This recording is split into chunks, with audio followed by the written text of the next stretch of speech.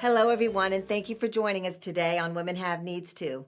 Women have needs too. Right now, I need to be inspired and empowered to live my fullest life. Today, we're having Leslie Menichini join us, and she is the VP of Sales and Marketing for Rosen Hotels and Resorts. And we're going to talk to Leslie about how she got there and where she started and all the stuff in between. Well, we may not have time for all the stuff in between, but we will cover a lot of it.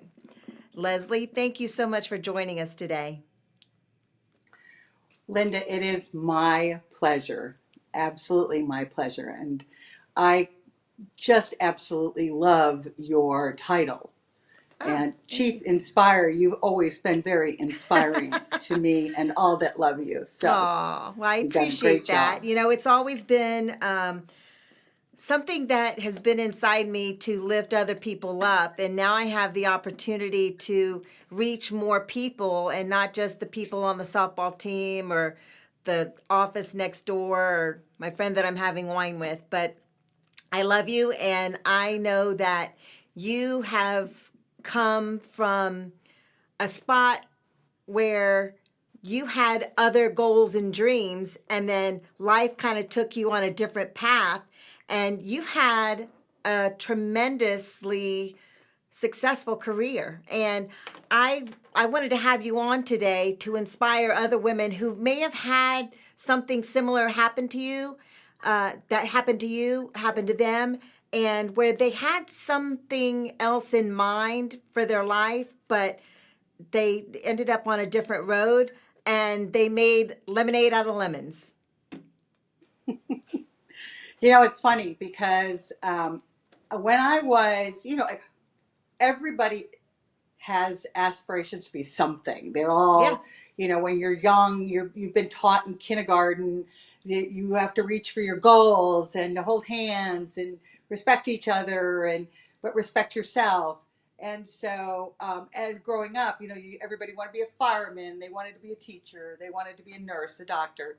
I wish I had a doctor in the family, by the way, but they could take care of me in my old age.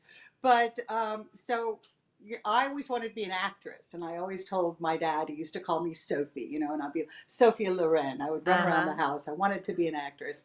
And then I realized I didn't really know what it would be like to be an actress. But then I decided, perhaps as I got older, I wanted to be an attorney. So I said, That's well, what I remember. you need to took debate and school, and because I do love to argue, and I love to win too. Yes. So my husband would tell you that, he'd vouch for that. But I thought being a lawyer would be great, so I took acting classes because I thought I needed to be very theatrical in the courtroom in order to stand in front of a jury. And besides that, I was raised amongst four brothers, and I had two sisters. One sister was so much older, so it was really fighting in the family of boys. And so I just felt like I had to find something that made me stand out in the crowd. So, but coming along the way, after I started working for my father in his restaurant, I took the theater guild. I was the best debater I'd ever met, anyway. Um, and I was still going to be an attorney until I started working for my father at a young age of 13. In Madison, Wisconsin, you could work in a restaurant. We had Italian restaurants, and you could work in the restaurants.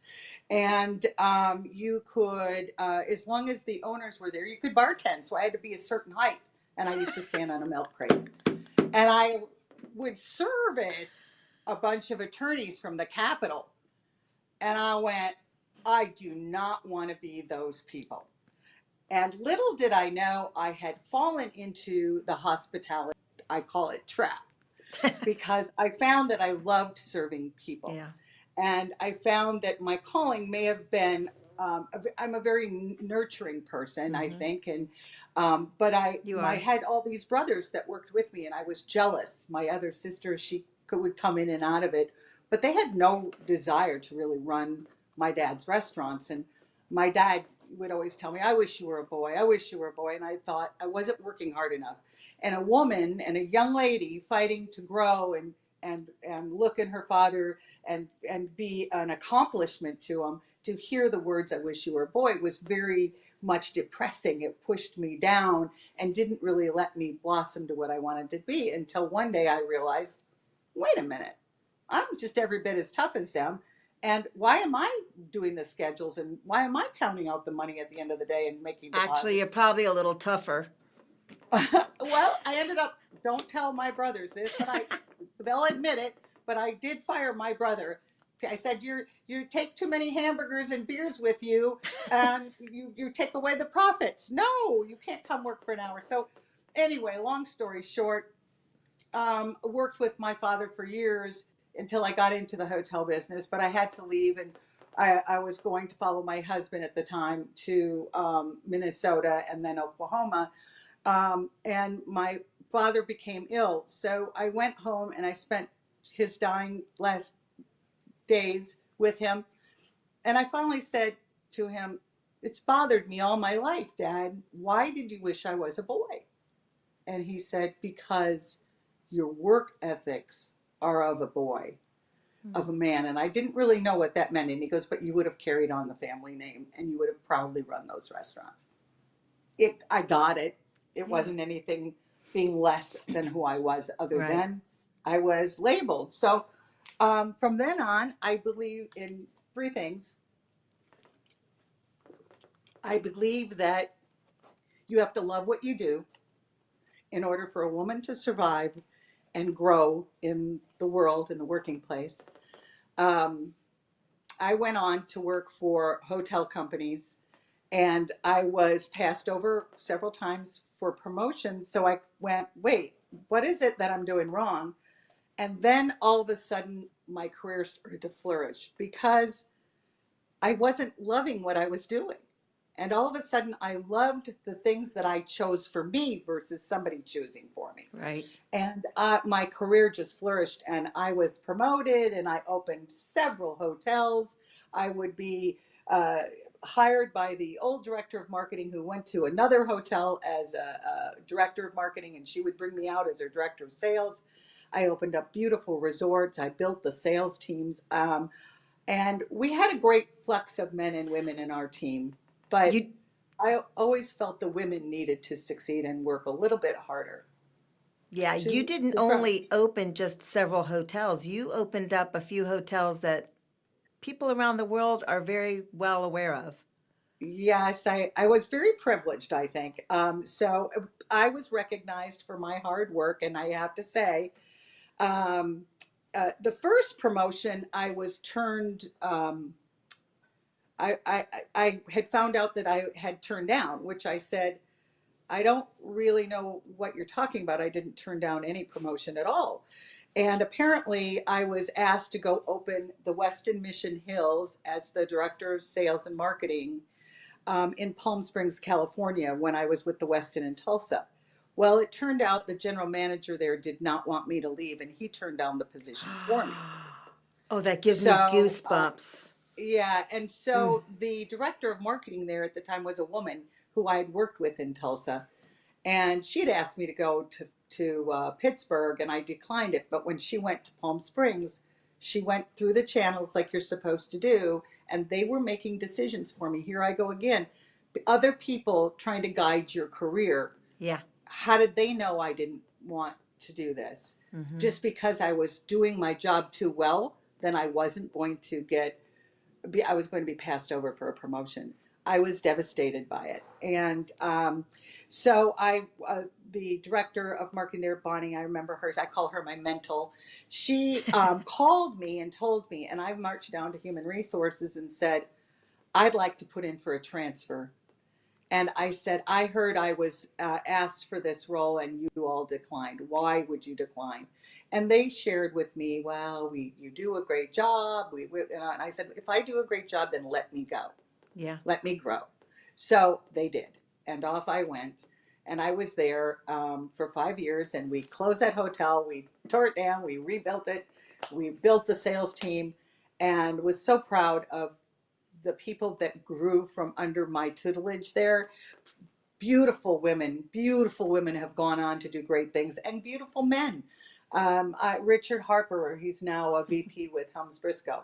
Um, uh, there's a young lady that's now with Hilton that is now a director of sales and marketing. But these were the people that were under the tutelage of me, which I didn't realize at the time.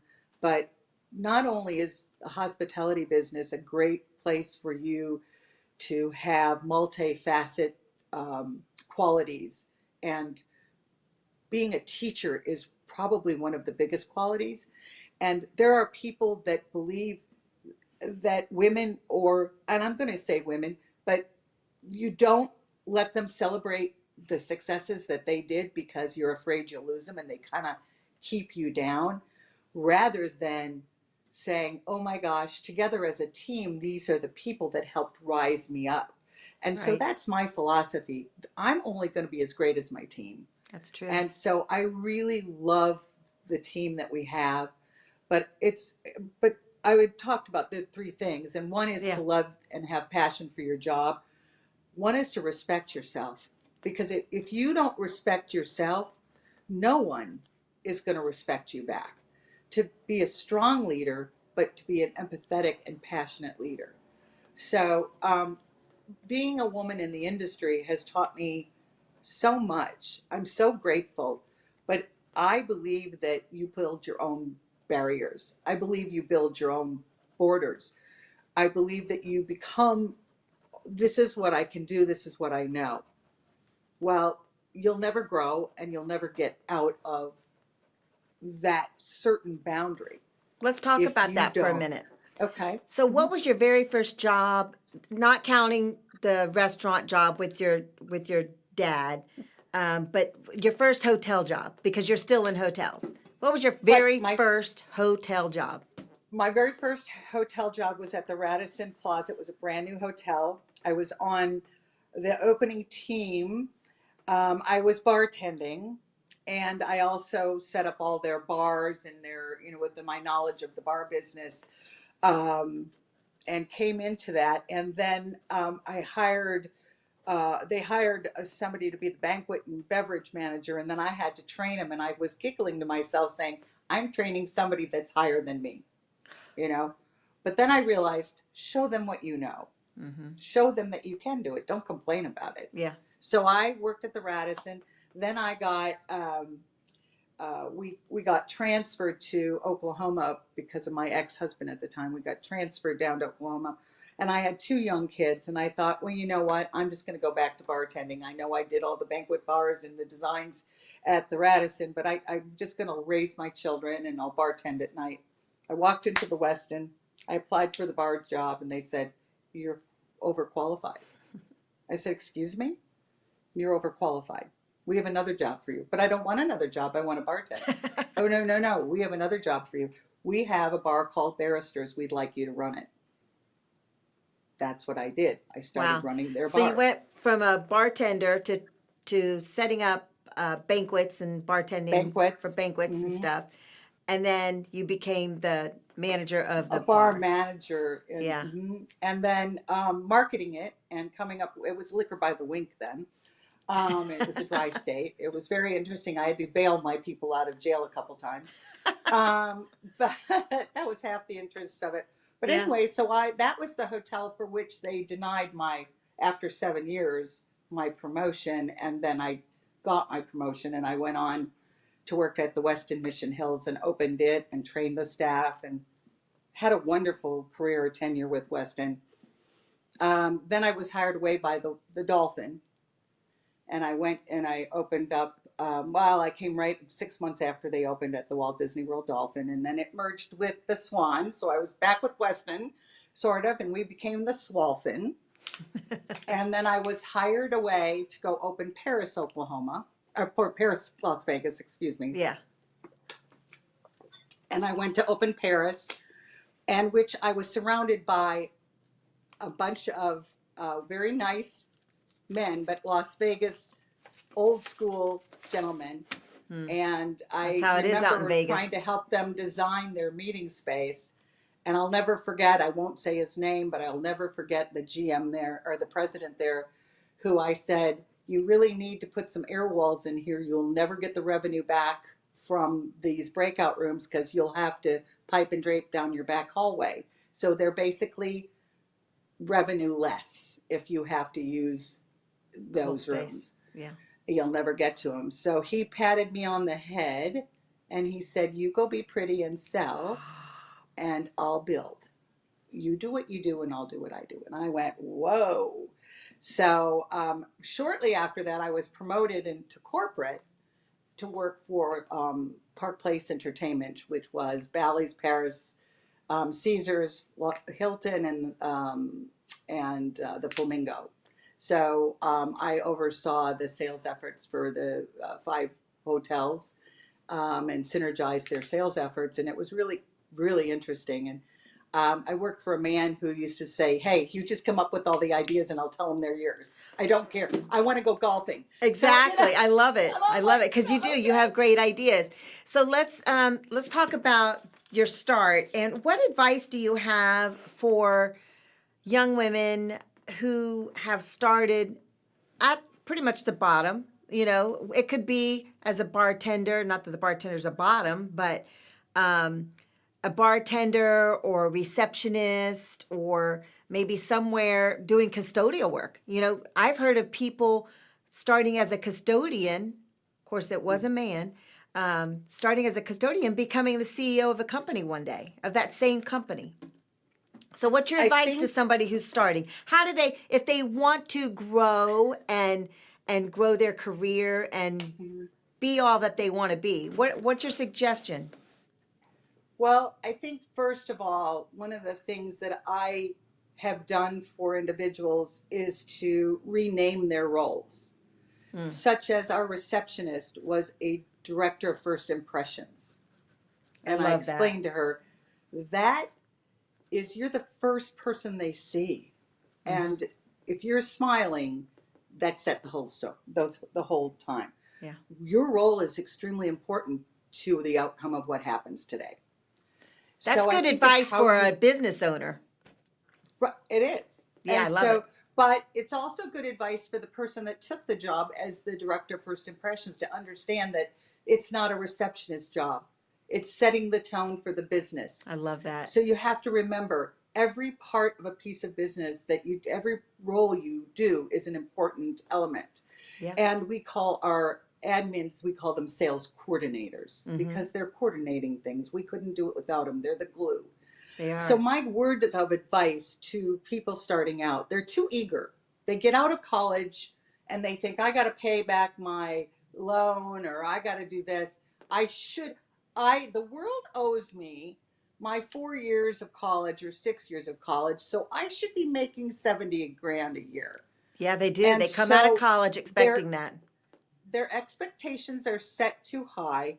College is critical. I went to the school of hard knocks Me because too. my father was ill, and I did bypass college just I had to, necessity. Did you hear that, But ladies? I had to steer myself to night school and take Yeah. English writing classes, things like that, because I was not where I needed to be in those because I did not take courses in college. Right. So, but I couldn't. I wanted to, but I was going to be a lawyer, and that didn't happen either. But So you I invested in survived. yourself. I survived by investing in myself. And so my words again of advice are: the baby steps in the ladder that you crawl is like a baby being born. You can't start running and walking and going shopping and buying wine. You have to start at the beginning, and you have to be a master at each step.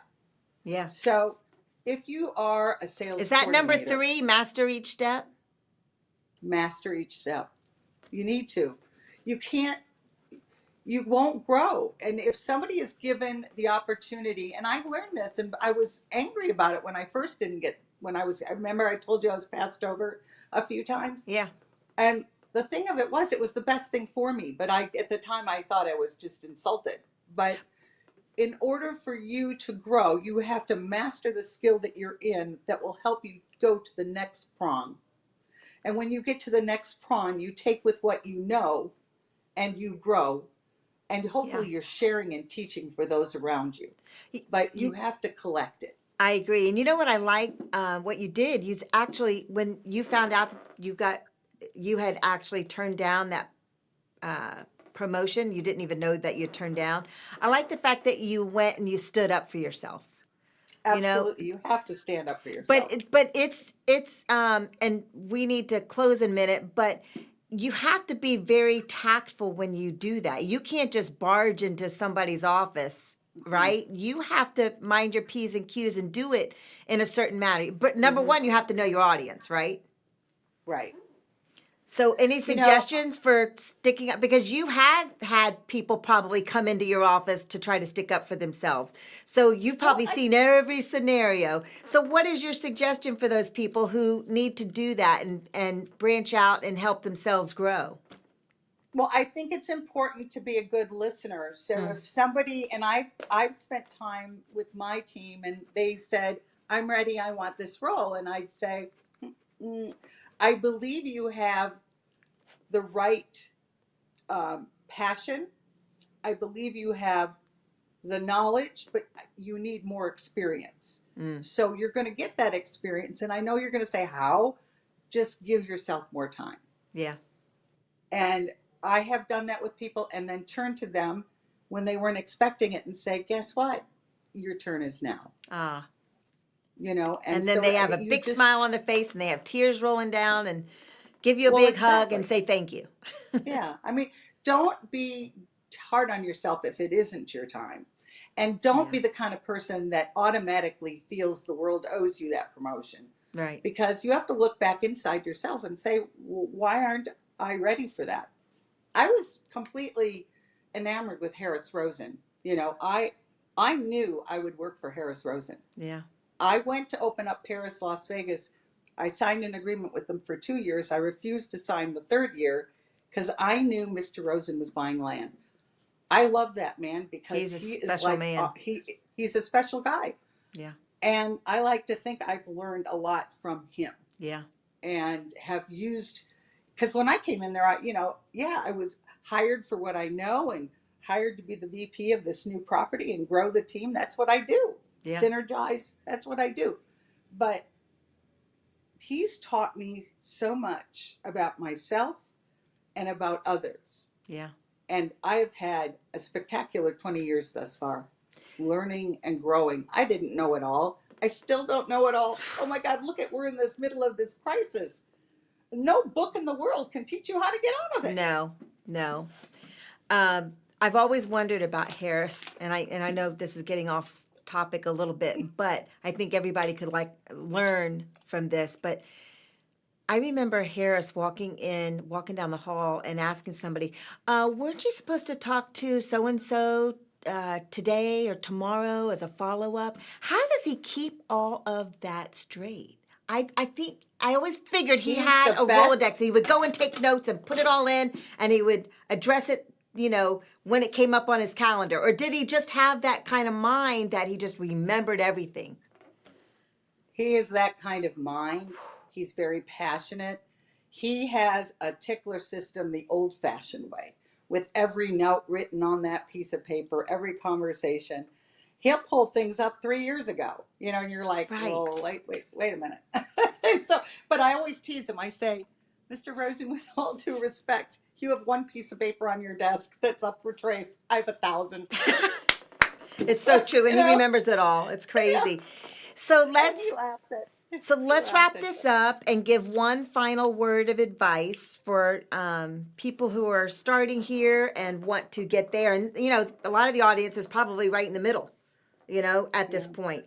And I know we are in tumultuous times, but one little word of advice. And I think you've given three good things. Love what you do. Choose what you love. Love what you do. Respect yourself. If you don't, no one will respect you back. We build our own barriers. And number three was master each step. And I love that. I think, be kind to yourself and trust your heart. I love it. And Linda, if you know me well, You know, I'm having a moment inside of silence because my clock is going off. Oh, I thought that was the production team telling me my time was up. No, it's my clock. I love it. If I don't hear it, it just makes me feel at home now that, you know, we're at the condo, we brought the clock. So, but it really would be to follow your heart, listen to it, and don't be too hard on yourself. Yeah. And I think, and again, we're, especially now, you can reinvent yourself, actually. Right Yeah, now I did. is a different, exactly. And you can reinvent yourself. And, If I can do it, anybody can do it. well, you know, you are a very good example of a woman that you're like a kitty cat, you know, Meow. the 9 lives. You just, you know, something Yeah. happens, you jump back up, you're on your all four and say, you know what, world, I got this. I Yeah. got this. Well, And you that's got to just it. consider the alternative. That's the way Mhm. I look at it. Leslie, you are so inspiring and empowering, and thank you so much for being here and divulging all this wisdom. You have so many words of wisdom to share, and I really appreciate you. You know that. You're one of my dearest I friends, and love I you. wanted to share And you I with the love this world. beautiful shirt. Thank you. What does it say on the back? Show them what it Oh, says on the well, back. it's 5:30 almost. Yeah, right? Can Women you have read needs it? too. Right now, I need wine. Hello. Absolutely. Now, if John was ready, he would have been on cue and brought me a glass of wine. Love you, John. I Love you, love you. Leslie. I Thank love you, you. I everyone, love for you. joining. I love you. I love you. Thank you for joining us today. Women have needs too. Right now, I need to stay inspired and empowered. Have a great day and be there. Take care.